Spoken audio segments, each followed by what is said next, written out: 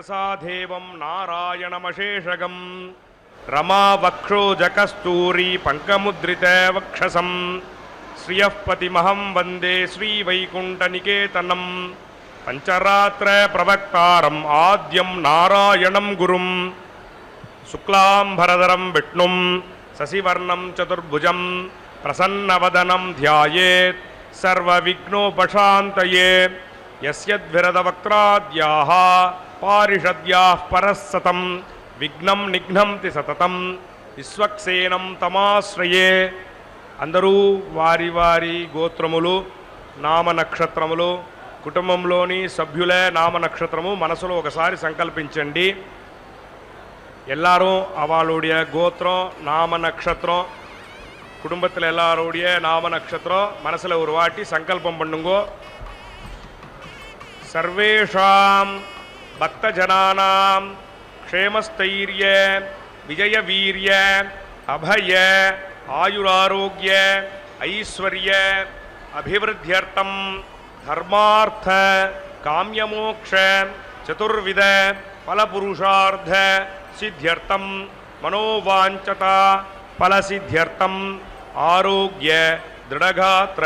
வஜ்ரசரீராபிவிருத்தியர்த்தம் இஷ்டகாமியார்த்தபலசித்தியர்த்தம் லோகக்ஷேமாபிவிருத்தியர்த்தம் ஸ்ரீ பத்மாவதி ஸ்ரீனிவாச கிருபாகடாட்சசித்தியர்த்தம் கல்யாண மகோத்சவம் ஆச்சாரியமுகேன அத்ய கரிஷ்யே சர்வம் ஸ்ரீ வெங்கடேஷார்ப்பணமஸ்து. கோவிந்தா கோவிந்த. ஓம் ஸ்ரீ பத்மாவதியை நமக. ஸ்ரீ அலர்மேல் மங்கா நாயிகா சமேத ஸ்ரீ சீனிவாச பரபிரமணே நமக. மாதர் நமாமி கமலே கமலாய தாட்சி ஸ்ரீ விஷ்ணு ஹிருத்கமல வாசினி விஸ்வமாதக ஷீரோதஜே கமலகோமல கர்ப்ப கௌரி லக்ஷ்மி பிரசீத சததம் நமதாம் சரண்யே. ஸ்ரீமன் நாராயணனின் இதய கமலத்தில் எப்போதும் அகலாது வீட்டிருப்பவளும் பார்க்கடலிலிருந்து செந்தாமரை மலரில் வீட்டிருந்தபடியே அவதாரமானவளும் மாதர் குலத்துக்கே தலைவியாக விளங்குபவளுமான ஸ்ரீ மகாலட்சுமியின் திருவடிகளை நாம் எப்போதும் சரணமடை வேண்டும் என்று பக்தர்களாகிய நமக்கு விளக்குகிறது இந்த ஸ்லோகம். பக்தர்களே, இதையே கருத்தில் கொண்டு தனது திருவாய்மொழி பாசுரத்தில் நம்மாழ்வார் அகலகில்லே நிறையுமென்று அலர்மேல் மங்கை உரை மார்பா நிகரில் புகழாய் உலக மூன்றுடையாய் என்னை ஆழ்வானே நிகரல் அமரர் முனிக்கணங்கள் விரும்பும் திருவேங்கடத்தானே புகழொன்றில்லா அடியேன் உன் அடிக்கீழ் அமர்ந்து புகுந்தேனே என்று எம்பெருமானை விளிக்கும் போது தாயாரை முன்னிட்டு புகழொன்றில்லா அடியேன் அமர்ந்து புகுந்தேனே என்று எம்பெருமானிடம் அடைக்கலமாகிறார். திருக்கண்டேன் பொன் மேனி கண்டேன் திகழும் அருக்கன் அணி நிறமும் கண்டேன் செருக்கிளரும் பொன் நாழி கண்டேன் புரிசங்கம் கை கண்டேன் என் நாழிவண்ணன் பால் இன்று என்று திருக்கோவலூர் எம்பெருமானின் திவ்ய தரிசனத்தைக் கண்டு பாசுரமிட்ட பேயாழ்வாரும் முதல் வரியிலேயே திருக்கண்டேன் என்று குறிப்பிட்டது எம்பெருமானின் பக்ஷஸ்தலத்தில் நீங்காந்து அமர்ந்திருக்கும் ஸ்ரீ மகாலட்சுமி தாயாரைத்தான். அந்த தாயாரே ஸ்ரீ பத்மாவதி எனும் அலர்மேல் மங்கை தாயார். அந்த தாயாருக்கு அவளது மணாளரோடு நடைபெறும் திவ்ய கல்யாண உற்சவம் இது. இன்று திங்கட்கிழமை, சந்திரனுக்கு உகந்த நாள். பார்க்கடலில் அந்த சந்திரனோடு தோன்றிய ஸ்ரீ மகாலட்சுமியே என்று நமக்கு தெரியும் அல்லவா? அந்த தாயாரின் திருக்கல்யாணம் அவளது சகோதரனுக்கு உகந்த நாளில் தரிசிக்கும் பாக்கியத்தை இப்போது நாம் பெற்றிருக்கிறோம். சந்திராம் சந்திர சகோதரீம் என்று தாயாரை இருகை கூப்பிக்கொண்டு வர்ணனையை தொடர்கிறேன். இன்றைய வர்ணனையை செய்வது திருமதி டி.கே. லக்ஷ்மி கிருஷ்ண சுவாமி. பக்தர்களே, கடாட்சித்தல் என்றாலே தாயாரின் திருவருள் நமக்கு கிடைத்தது என்பதுதானாம். கலியுக தெய்வமாம் திருவேங்கடமடியானின் திருக்கண்களில் ஸ்ரீ மகாலட்சுமி தேவியே தயாதேவியாக புகுந்தாளாம். இவ்வாறு உருவகித்து தயாசதகம் என்கிற தெய்வீக நூலை பாடியுள்ளார் சுவாமி தேசிகன். வேதங்கள் போற்றும் வேத வல்லியான அந்த தாயாரையும் அவளது திருக்கல்யாண குணங்களையும் நாம் இப்போது போற்றி மகிழ்வோம். அந்த தாயாரின் திருவடிகளை பற்றினோமானால் நம்மை அக்கறையுடன் சம்சார கடலின் அக்கறையில் க்ஷேமமாக சேர்ப்பாள் தாயார். ஸ்ரீமத் ராமாயணத்தில் சீதா பிராட்டி அருகில் இல்லாத போதுதான் ஸ்ரீ ராமச்சந்திரமூர்த்தி தவறு செய்த தாட்டகை, வாலி, கரதூஷணர்கள், ராட்சசர்கள் போன்றோரை தண்டித்தாராம். ஆனால் தேவி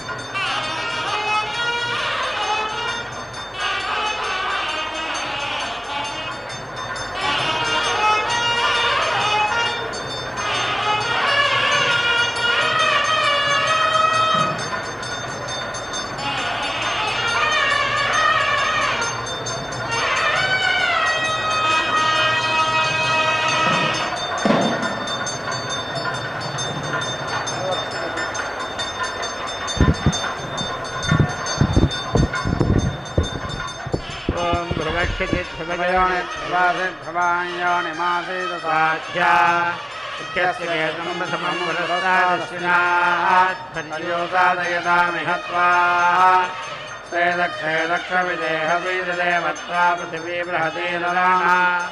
पादुस्तादनुवादं विजस्वपिते सोनवादुसेवास्विना भर्योदादयतामिहत्वा कुलायिनी वसुमदेव योधा जगिन्नावर्धबहुलगो सुवीरम्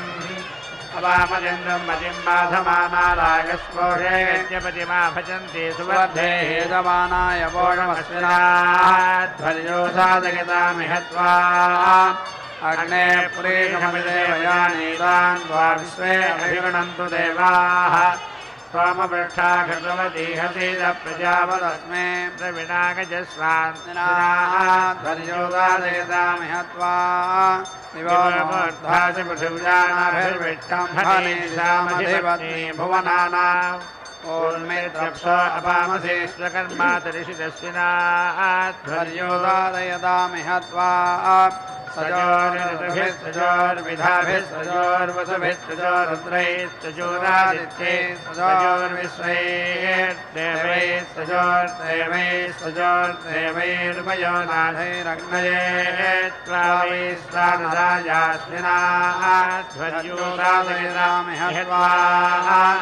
प्राणं मे बाह्यपानं मे बाहुव्यानं मे बाहि चक्षुर्मपुर्व्यामिभाहि श्रोत्रं मे श्लोकयापस्मिन्मौषधे जन्मद्विवाद्वाहि चतुष्पादमदिवो वृष्टिमेदया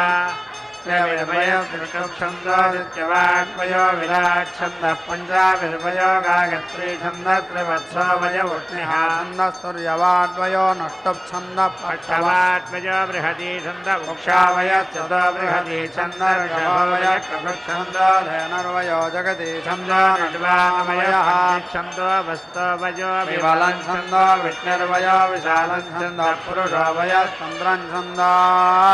व्याघ्रवयोनाधट्टं छन्दः सिंहावयच्छतिश्छन्दो विष्टम्भो वयोधिपतिश्छन्दः छत्रं वयोमयन्तं छन्दो विश्वकर्मा वयः परमेष्ठी छन्दो मूर्धावय प्रजापतिश्छन्दः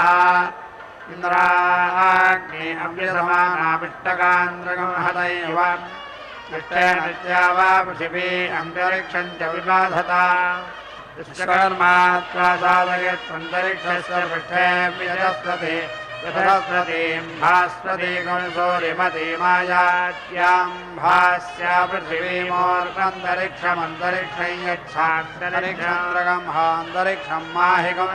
विश्वस्मै प्राणाय पानाय व्यानाय दानाय प्रतिष्ठायै चरित्राय वायुस्वाभिमानमय्या स्वस्या छत्तिषा सन्तमेन दया देवतयाङ्गिरस्वध्रुवासीदा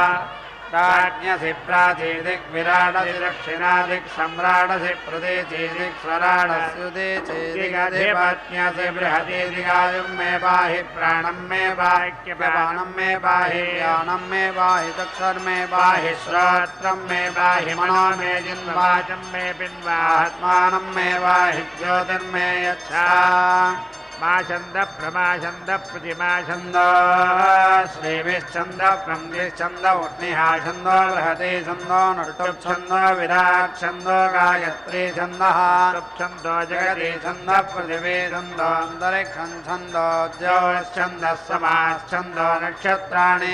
मनश्छन्दो वाक्छन्दः कृषिश्छन्दो हिरण्यं छन्दो गोश्छन्दो जाछन्दो स्वच्छन्दः अग्निर्देवता वातो देवता सूर्यो देवता चन्द्रमा देवता वसवो देवता रुद्रा देवता दित्या देवता विश्वे देवा देवता मरुतो देवता बृहस्पतिर्देवतेन्द्रो देवता वरुणो देवता मूर्धाधिराटिधरुणा यन्त्रे श्रीयमित्रीशे त्वोर्जे त्वा कृष्णे त्वा क्षेमाय त्वा यन्त्रेदाक्षुभासिधरणे धत्यासिधरित्यायुषे त्वा वर्तते कौदवे त्वा पलायत्वा आशुत्रिवृद्धान्तः पञ्चदशाव्योषप्तदशपदोऽत्यष्टादशतपो नवदशाभिवर्धस्स विगंसो धरुण एकविगंसोऽर्च्योत्वा विगंसः सम्भरणत्रयो विगंसो योनिश्चतुर्विगंसो गर्भा पञ्चविगंसवोजस्त्रिणवक्रतुरेकत्रिगंस प्रतिष्ठात्रिगस्त्रिगंस प्रध्नस्य विष्टवञ्चतुस्त्रिगंसो नागक्षत्रिगंसो विभक्तो चत्वारिगंसो धर्त्रश्चतुष्टमः अग्नेर्भागोऽसि दीक्षाया आधिपत्यं ब्रह्मस्पृतं त्रिवत्सोमइन्द्रस्य भागोऽसि विष्णोराधिपत्यं क्षत्रज्ञस्पृतं पञ्चततस्तोमो चक्षसां भागोऽसि धातुराधिपत्यं जनित्रज्ञस्पृतकं सप्तदशस्तोमो मित्रस्य भागोऽसि वरुणस्याधिपत्यं दिवो विष्णुर्वातास्तोमादित्ये भागोऽसि भूष्णाधिपत्यमोजस्पृतं तृणवस्तोमो वसूनां भागोऽसि रुद्राणामाधिपत्यं चतुष्पात् स्पृतं चतुर्विगंसस्तोमादित्यानां भागोऽसि मरुतामाधिपत्यं गद्भाः स्पृता पञ्चविगंसस्तोमो देवस्य सवितुर्भागोऽसि बृहस्पतेराधिपत्यकं समीचेत्तिस्पृता चतुष्टोमस्तोमो यावानां भागोऽस्य यावानामाधिपत्यं प्रजा स्पृता चतुश्चत्वारिगंसस्तोमर्भूणां भागोऽसि विश्वेषां देवानामाधिपत्यं भूतं निशां तग्गस्पृतं त्रयस्त्रिगंसस्तोमाः एकयास्तुवद प्रजा अधीयन्ता प्रजापतिरधिपतिरासीत् त्रिभिरस्तुवद ब्रह्मा सृज्यत ब्रह्मणस्पतिरधिपतिरासीत् पञ्चभिरस्तुवद भूतान्यसृज्यन्त भूतानां पतिरधिपतिरासीत् सप्तभिरस्तुवद सप्तर्षयो सृज्यन्त जाताधिपतिरासीत् नवभिरस्तुवद पितरो सृज्यन्ताधिपत्यासीदेकादशभिरस्तुवद अर्थवो सृज्यन्तार्थवोऽधिपतिरासीत् त्रयोदशभिरस्तुवदमासा असृज्यन्ता वत्सरोऽधिपतिरासीत् पञ्चदशभिरस्तुवद क्षत्रमसृज्यतेन्द्रोऽधिपतिरासीत् सप्तदशभिरस्तुवद असवो सृज्यन्त बृहस्पतिरधिपतिरासीत् नवदशभिरस्तुवद शूद्राद्यावसृज्येतामहोरात्रे अधिपत्नी आस्तामेकविंशत्यास्तुवदैकसभा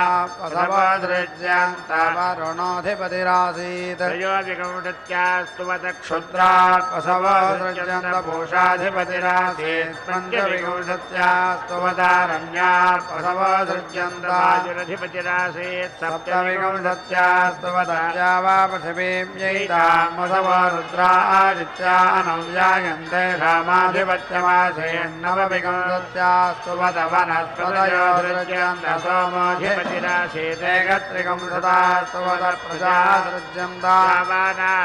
यावानाञ्चाधिपत्यमासीत् त्रयत्रिगंसतास्तुवद भूतान्यसाम्यन् प्रजापतिः परमेष्यधिपतिरासीत्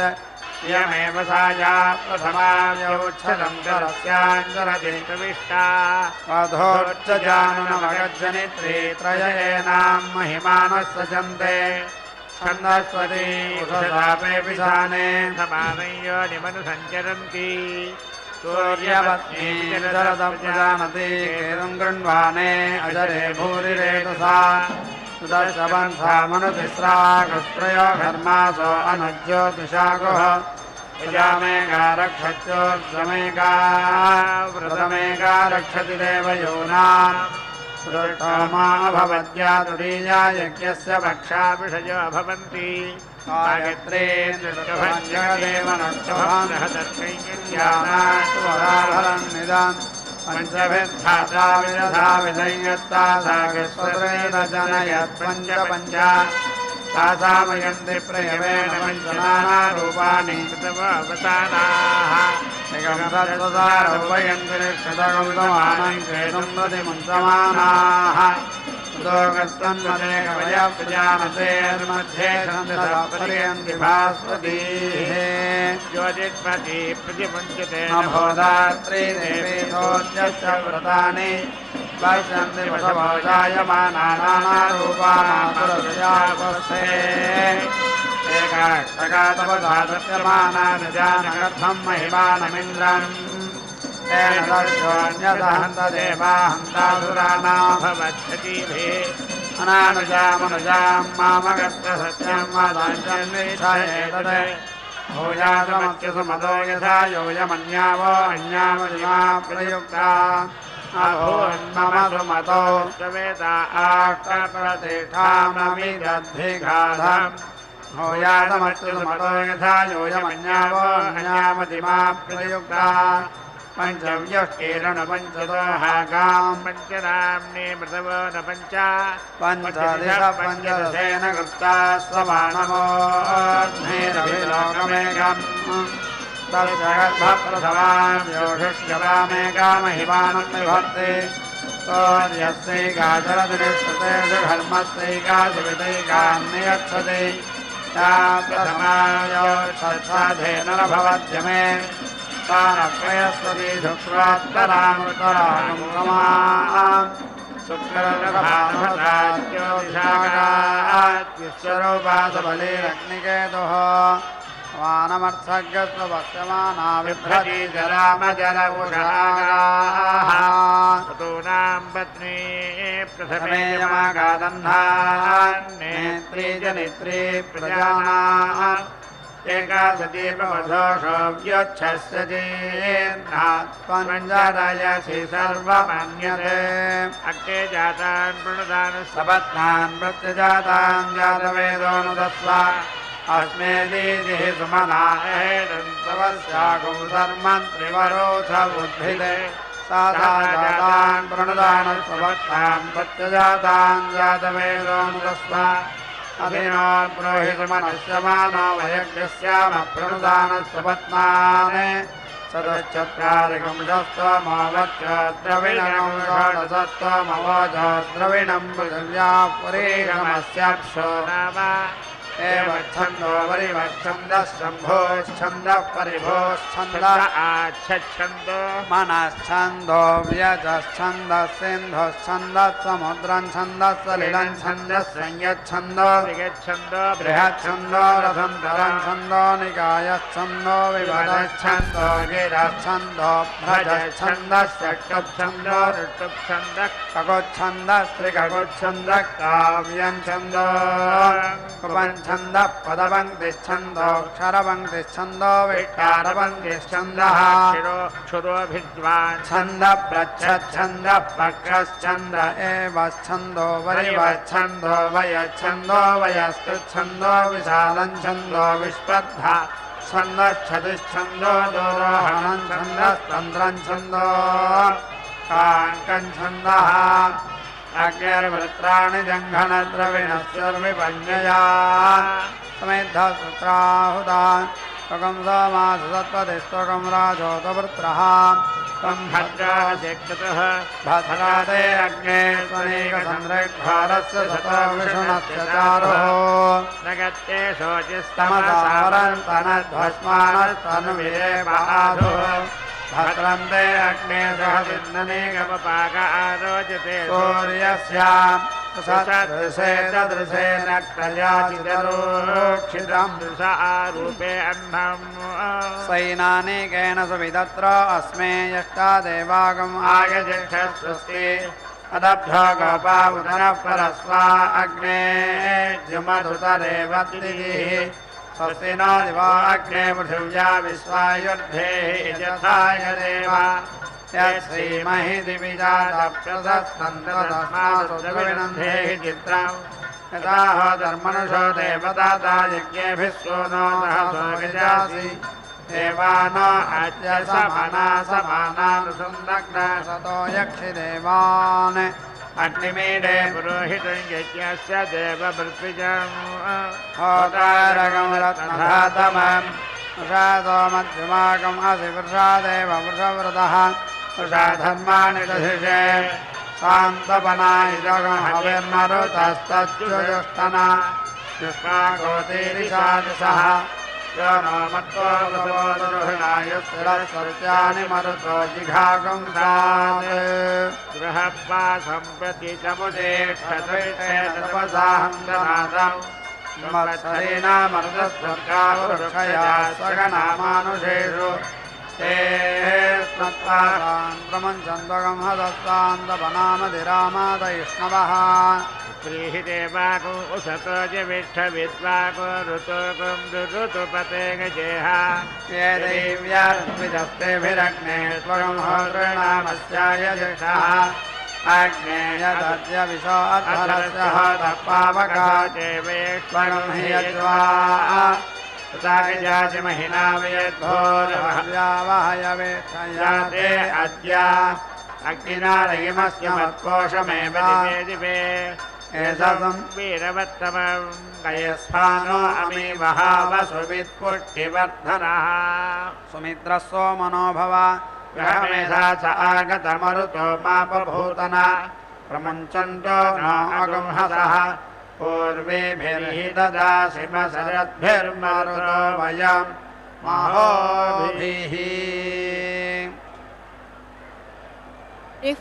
திருவுக்கு மணாளனானதால் எம்பெருமான் திருவாள். திரு என்கிற மகாலட்சுமியும் மால் என்கிற ஸ்ரீ மகாவிஷ்ணுவும் சூரியனும் ஒளியும் போல இணைப்பிரியாமல் இருக்கும் ஆதி தம்பதிகள். இந்த ஜகத்துக்கே தாயாதலால் இவள் ஜகத் ஜனனி. ஸ்ரீ மகாவிஷ்ணுவின் இன்னுயிர் துணைவியாதலால் விஷ்ணு பத்னி. கருடன், ஆதிசேஷன், விஸ்வக்சேனர் போன்ற நித்தியசூரிகள் தொடங்கி மிக மிக மிக எளியவர்களான நம் போன்ற பக்தர்கள் வரை அனைவருக்கும் இவள் தலைவி. தாயாரை முன்னிட்டு கொண்டே எம்பெருமான் ஸ்ரீ மகாவிஷ்ணு, ஸ்ரீயப்பதே, ஸ்ரீபதி, ஸ்ரீகாந்தன், ஸ்ரீநாதன் என்று போற்றப்படுகிறாள். நீருண்ட கார்மேகத்தின் நடுவே மின்னல் ஒளிர்வது போல நீலமேக சியாமளனான ஸ்ரீமன் நாராயணனின் திருமார்பில் பொன்னிறமான ஸ்ரீ மகாலட்சுமி வீட்டிலிருந்து எம்பெருமானின் இருண்ட திருமார்பையே பிரகாசமாக்குவதாக சுவாமி தேசிகன் தமது ஸ்ரீஸ்துதியில் குறிப்பிட்டுள்ளார்.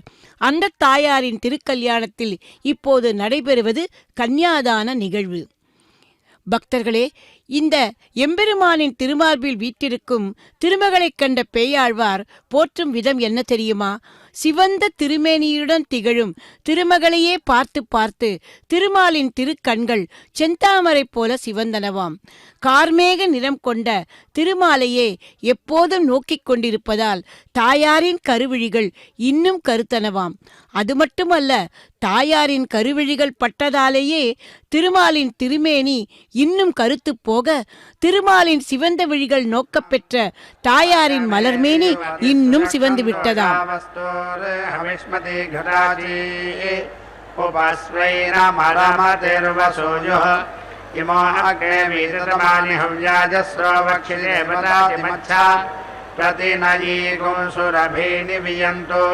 पीडं वस्यद्धो मारुतमनर्वाणकं रथे शुभं कन्वाभिप्रगायता अत्यासो न ये मरुतस्वञ्जो यक्षदृशो न शुभयन्तमर्याः ते हर्म्येष्ठास्ति सवो न शुभ्रावसासो न प्रक्रीडिनः पयोधाः प्रैषामज्मेषु विथुरेव रेजते भूमिर्यामेषु यद्ध युञ्जते शुभे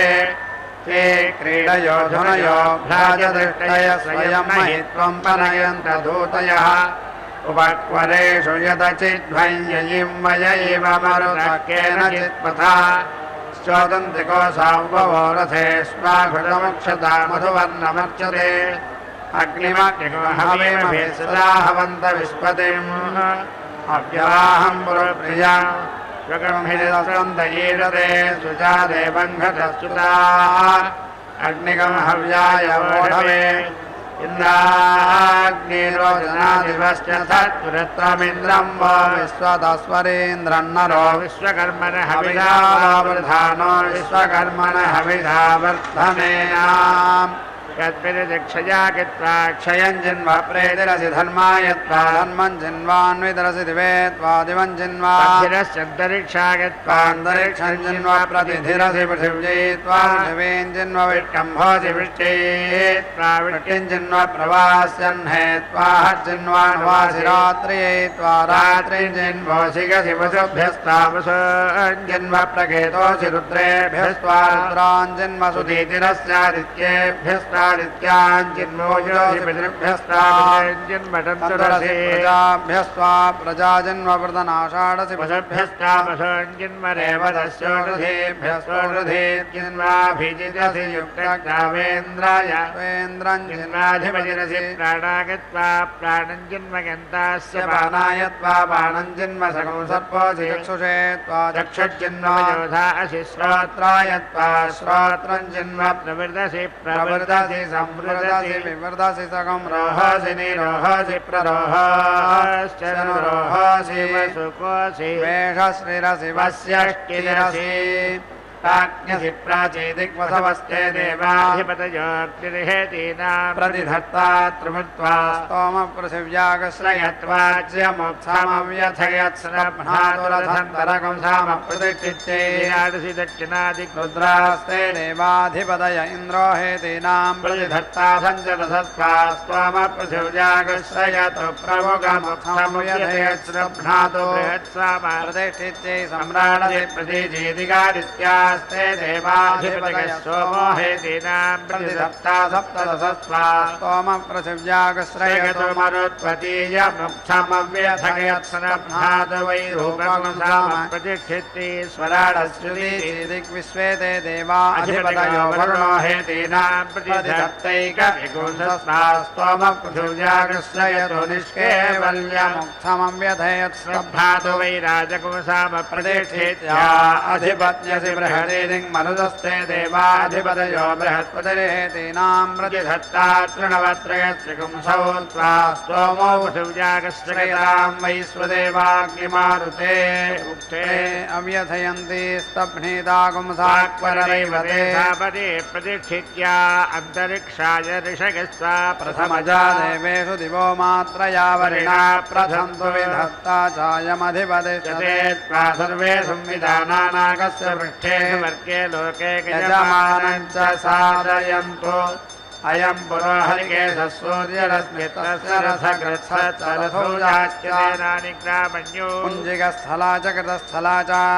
सरथौ यादुधाना हेति रक्षागुंसि प्रहेतिरयन् दक्षिणा विश्वकर्मा तस्य रथस्तनश्च रथे चित्रश्च सेनानि ग्रामण्यो मेनका च साजन्या च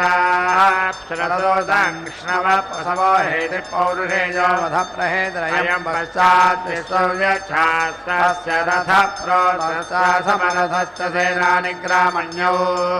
प्रम्लोचन्ति च नम्लोचन्ति च सरसौ सर्पा हेतिर्व्याघ्रा प्रहेतिरयमुत्तरात् केत्वसुत्तस्य सेनचिच्च सुषेणस्य सेनानि ग्रामण्यो विश्वाची च गताची च सरसा वापो हेतिर्वात प्रहेतिरयमुपर्यर्वाग्वसुस्तस्य तार्क्ष्यश्चारिष्टनेमिश्च सेनानि ग्रामण्या पूर्वसी च पूर्वचिच्चिश्चाप्तरसो ेतिरवस्फोज्जन्रहेतिस्तेभ्यो नमस्ते नो नृयन्तु देयन् विष्णोयश्च नो द्वेष्टि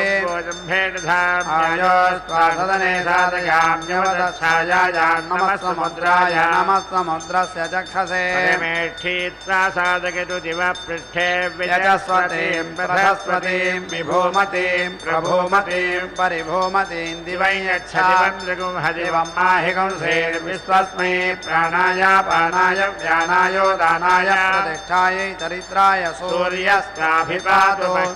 स्वस्या छद्दिशा सन्तमेन तया देवतयाङ्गिरस्वध्रुवासीरा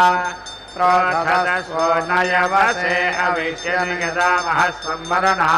यस्थात् आदस्य वातो अनुवादिशोचिरधस्मते प्रजनं कृष्णमस्ति अग्निर्मोर्धादिवकृत्पतिपृथुजा अयम् अपाकं रेताकं सिजिन्वते वामग्ने पुष्करादध्यथर्वाणि निरमन्सता मूर्ध्वा विश्वस्य वाघतः अयमग्निः सहस्रिणो वाजस्य सतिनस्पतिः मूर्धा कवीरयीनाम् भुवो यज्ञस्य रजतस्य नेता यत्रा नियुद्भिः सजते शिवाभिः श्रीमोर्धानन्दधिरेर्वरिराज्यक्वामग्ने चकृते हव्यवाहम् अवोध्यग्निः समिधा जनानां प्रतिधेनुमिवायति मुषासम् यक्वायिव प्रभयामुज्जिहाना प्रभानवस्यस्रतेनाकमच्छा अवोचामकवये मेध्यायवचो मन्दारो वृषभाय वृष्णे गविष्ठितो नमसा स्तोमग्नो दिवीमरुक्ममुर्यञ्चमस्वेत् जनस्य गोपा अजनिष्ठजागृविरग्निः सुदक्षस्वविताजनं यसे कृतप्रतीको बृहतादिविस्पृशाद्युमद्विभाति भरतेभ्यः शुचिः त्वामग्ने अङ्गिरसो गुहाहितमन्नविन्दन्श्रियाणं मने मने प्रजायते मुख्यमासो महत्त्वामाहुत्तः तत्पुत्रमङ्गिरः यज्ञस्य केतुं प्रथमं पुरोहितमग्निर्नरस्त्रिषधस्ते समिन्धते इन्द्रेण देवैः सरसकुलसबलिः श्रीरन्निहोता यजथाय सुक्रतुः त्वादित्रस्रवस्त्रमहवन्ते जन्तवः सोजुष्के सम्पुरुप्रियाग्ने हव्याय बोढवे सखाय सौम्यन्तमिषस्तोमञ्चाग्नये परिष्ठाय क्षितीनामोर्जो न प्रेसहस्रते समिद्युवसे बृहन्नग्ने विश्वान्यर्य इडस्पदे तनो वसोऽन्याभरा येन वो अग्निर्नमसोऽर्जो न पातमाहुवे यञ्चेते क्षमरदिग्विश्वधरं विश्वस्य दूतममृतम् सयोजते हर्षोषितरोजसारुद्रवत्स्वाहुतः सुब्रह्माय सुसमेव सूनां देवगमराधोजनानाम् उदस्य रोचिरसानस्य मेधुषः उद्धो मासो हर्षासो दिविस्त्रसहस्रमग्निमिन्धते नरः अग्नेवाजस्य गोपत ईशानः सहसोऽयः अस्मेधेहि जातवेदो महेश्वरः सैधानोमुष्कविरगिरिरेण्यो गिरा एव तस्मभ्यं मुर्वणीकदीदिः शपोराजन्मतत्मनाग्ने वस्तोषसः सदिग्मजम्भरक्षसोदः प्रति आदे अग्नैः धीमहिद्यमन्तं देवाजनम् यद्भस्यादे पनीयसी समिद्वीदयतीत्यवीरग्रस्तोभ्य आभरा आदे अग्नरजा हरिशुक्रस्य ज्योतिषस्पते सुश्चन्द्रजस्मविस्पते अव्यवातुभ्यगो यदैषस्तोत्रभ्याभरा उभेशश्चन्द्रसर्पिषो सर्वे श्रीनिशासने उदा नमुत्पपूर्या शेषसवदस्पदैषस्तोत्रभ्याभरा अग्नेदमत्यासन्नस्तमैकतुन्न भद्रको हृदिष्टुषम् ध्यानवोहैः अधाख्यके कृतोद्भद्रस्य साधोः प्रथीर्धस्य बृहतो बभूषा आभिके अद्यगीर्भिर्गणन्तो नेदासेवा प्रते दिवोनस्तनयन्ति सुष्माः भवानो अर्वान् सुवर्णज्योतिः अग्ने विश्वेभिः सुमनानीकैः अग्निगं होतारं मन्येदास्वन्तं वसो सोनगं सहसो जातवेदसां विप्रन्न जातवेदसां यवोध्वया स्वधरो देवो देवाच्या कृपाम् अनुशुक्रसो दिश आजुक्वानस्य सर्पिषः अग्ने त्वन्नो अन्तमः उतत्रादाशिवो भवमरुध्यः अन्त्वासो ज्येष्ठदिवः सुम्नाय नूनमीमहे सखिभ्यः असुरग्निर्वसुस्वराः अच्छानक्षेद्युमत्तमोदयिन्दाः संज्ञानं विज्ञानं प्रज्ञानं जानदभिजानद सङ्कल्पमानमपकल्पमानमपकल्प्तं ललितं श्रेयोवसीयाय सम्भोगं भोगं चित्रकेतुप्रभानाभान् ब्रह्मान् ज्योतिष्मागस्तेजस्वानादभग्रस्तवन्नभिदवन्ने रोदमानस्वभमान कल्याणाः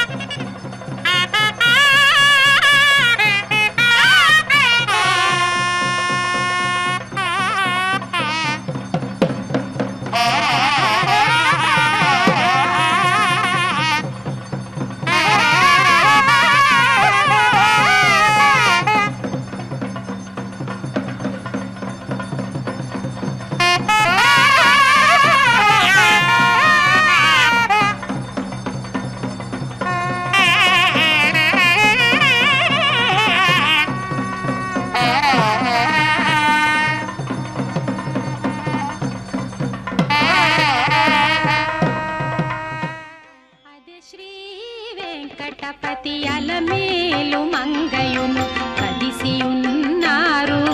తమకమున పెండ్లికిని అదే శ్రీ వెంకటపతి అలమేలు మంగయును కదిసియున్నారు తమకమున పెండ్లికిని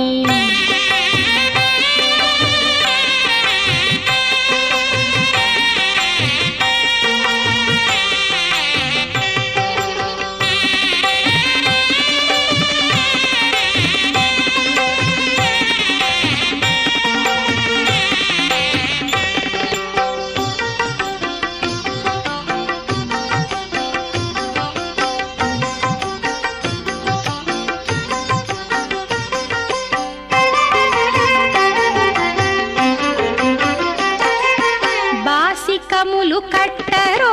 పై పై దంపతులకు శేషపాలందియరో చేతులకును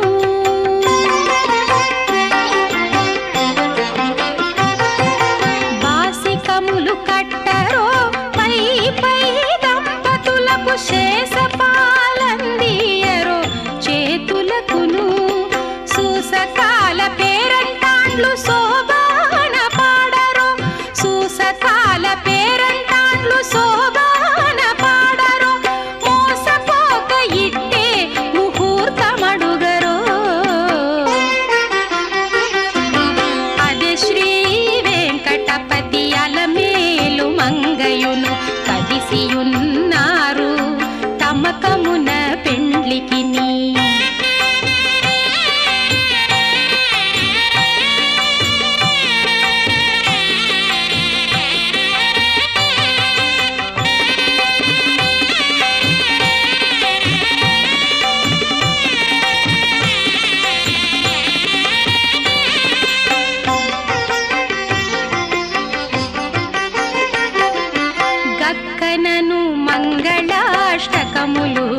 చదువరో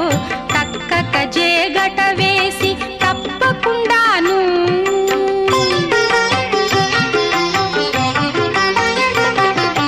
గక్కనను మంగళాష్టకములు చదువరో తక్కక జేగట వేసి తప్పకుండాను నిక్కి నిక్కి చూచేరదే నెరితెర తీయరో నిక్కి నిక్కి చూచేరదే నెరితెర తీయరో ఒక్కటైరి కొంగు ముళ్ళు ఒనరగ వేయరో అదే శ్రీ వెంకటపతి అలమేలు మంగయును కదిసియున్నారు తమకమున పెండ్లికిని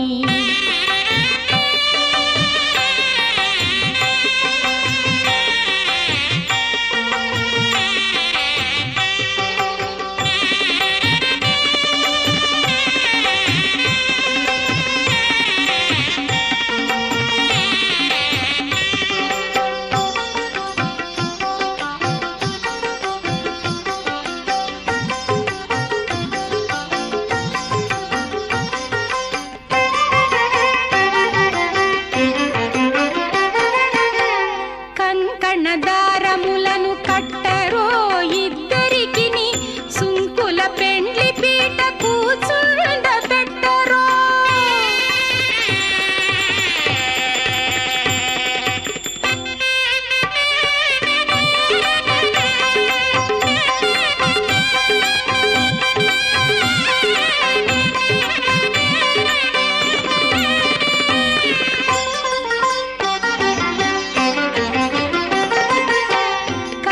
కంకణదారములను కట్టరో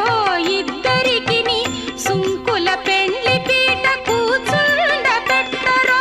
లంకె శ్రీ వెంకటేశ్వర నీలో మంగను లంకె శ్రీ వెంకటేశ్వర నీలో మంగను దీవించి అంకెల పాన్పు మీద అమరించరో అదే శ్రీ వెంకటపతి అలమేలు మంగయును కదిసియున్నారు తమకమున పెండ్లికిని అదే శ్రీ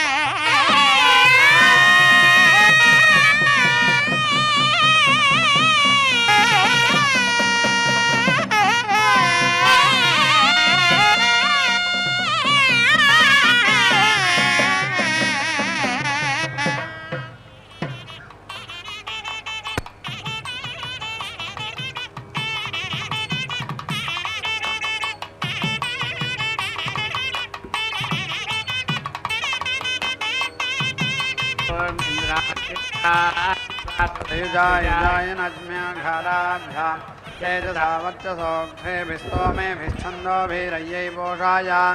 सजातानां मध्यमस्येजाय मया सयुजायुजाय नज्म्यम्बादुलानि तत्निरभ्रयन्ति मेघयन्ति वर्षयन्ति च पुनीकानामाधिप्रजापतिना त्वा विश्वाभिर्देभिरूपदधामि अन्नेन विष्टा मनुष्यास्ते गोप्तारोग्निर्वियत्तोऽस्यान्तामहं प्रपद्ये मे शर्म च वर्म च अन्तरिक्षं ब्रह्मणा विष्टा मरुतस्ते गोप्तारो वायुर्वियत्तोऽस्यान्तामहं प्रपद्ये सा मे शर्म च वर्म च स्तुज्यवरपराजितामृतेन विष्टादित्यास्ते गोप्तारः सूर्यो वियत्तोऽस्यान्तामहं प्रपद्ये सा मे शर्म च वर्म चास्तु बृहस्पतिस्त्रासादगति पृथिव्या पृष्ठे ज्योतिष्पते विश्वस्मै प्राणाय पानाय विश्वकर्मा त्वासादयेत्वन्तरिक्षस्य पृष्ठे ज्योतिष्पते विश्वस्मै प्राणाय पानाय वायुस्तेऽधिपति प्रजापतिस्त्वासादयेतु पृष्ठे ज्योतिष्मते विश्वस्मै प्राणाय पानाय विश्वज्योतिर्गच्छपरमेष्ठीतेऽधिपति पुरोवाच सनिरस्य सनिरसि विद्युत्सनिरसि स्तनयित्नु सनिरसि वृत्तिसनिरस्यग्नेर्यान्यसि देवानामग्नेयान्यसि वायोर्यान्यसि देवानां वायोर्यान्यस्यन्तरिक्षस्य यान्यसि देवानामन्तरिक्षयान्यस्यन्तरिक्षमस्यन्तरिक्षाय त्वा सलिलाय त्वा सन्निकायत्वा सतीकायत्वा केदायत्वा प्रचेतसे त्वा विवस्वते त्वा दिवस्त्वा ज्योतिषादित्येभ्यस्त्वच्चे त्वा ऋषे त्वा ज्युते त्वा भासे त्वा ज्योतिषे त्वा यशोदां त्वा यशसिते योदां त्वा चेतसि वयोदां त्वा वयसि वर्चोदां त्वा वर्चसि द्रविणोदां त्वा द्रविणे साधयामि तेन ऋषिणा तेन ब्रह्मणा कया देवतयाङ्गिरस्वध्रुवासीता पूर्णाहुतिमुत्तमाञ्जुहोति सर्वं वै पूर्णाहुतिः सर्वमेवाप्नोति अथो इयं वै पूर्णाहुतिः तस्यामेव लभ्यते चेत् नारायणाय विद्महे वासुदेवाय धीमहि तन्नो विष्णुः प्रचोदयात् स्वाहा महादेव्यै च विद्महे विष्णुपत्न्यै च धीमहि तन्नो लक्ष्मीः प्रचोदयात् स्वाहा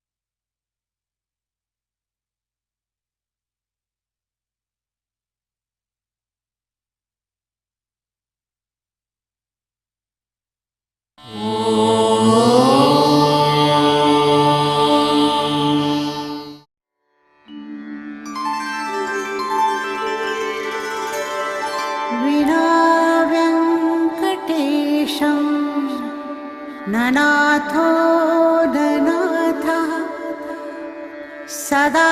वेङ्कटेशं स्मरामि स्मरामि हरे वेङ्कटेश प्रसीद प्रसीद प्रियं वेङ्कटेश प्रयच्छ प्रयच्छ